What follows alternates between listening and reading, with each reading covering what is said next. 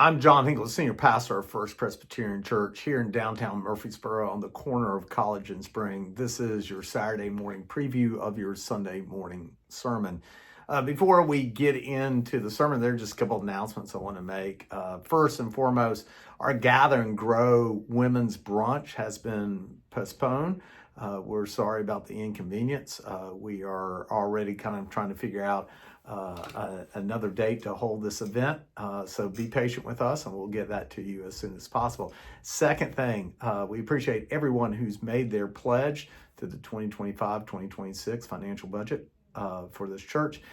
If you have not turned in your pledge card, please do that as soon as possible so that we can start working on our budget for next year.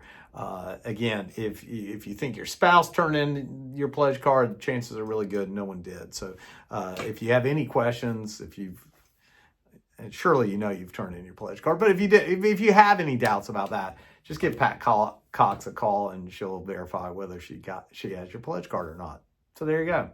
So let's talk about what we are talking about this Sunday. So stewardship season's over with, and we find ourselves at a high holy day in the life of the church. It's the Transfiguration of the Lord Sunday, which I know is Bill Richmond's favorite Sunday out of the year, the Transfiguration of the Lord Sunday. As I've shared with you in the past, early on in my ministry, I didn't know what I was supposed to do with the Transfiguration of the Lord Sunday, so usually I would just not preach on the Transfiguration of the Lord.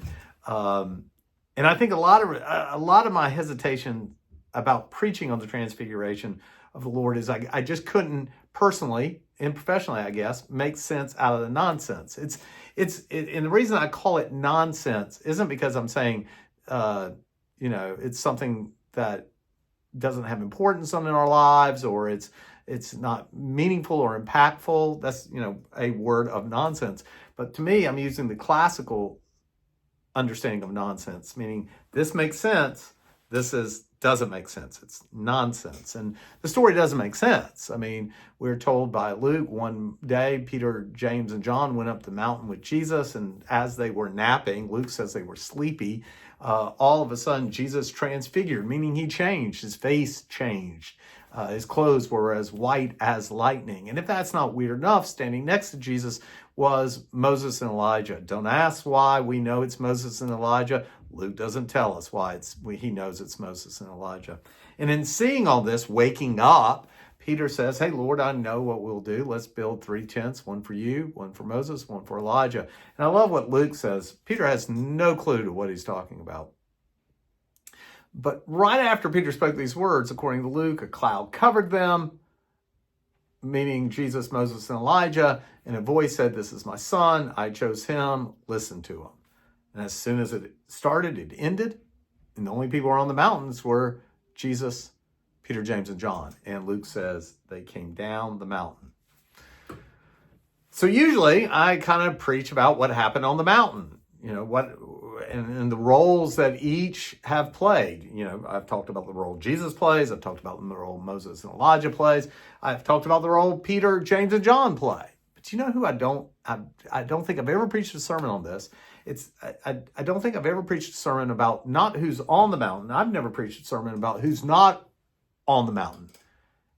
The 9 other disciples. And interesting enough, when Jesus, Peter, James, and John come down the mountain and connect back with the 9 disciples, we get the story where a father comes to Jesus and says, hey, my son, my only son, is sick. He has these convulsions. He foams at the mouth. He's heartbroken. And to add to his misery, he said, I brought him. You weren't around, Jesus. So I brought him to your disciples, and your disciples could not heal him. So this is what we're going to explore. We're going to explore this notion of what happens in our lives when we aren't on the mountain.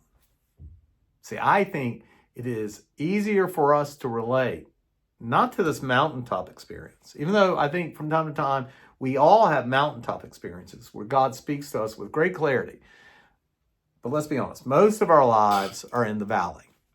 Most of our lives are with the 9 other disciples, not with Peter, James, and John, but with the 9 other disciples.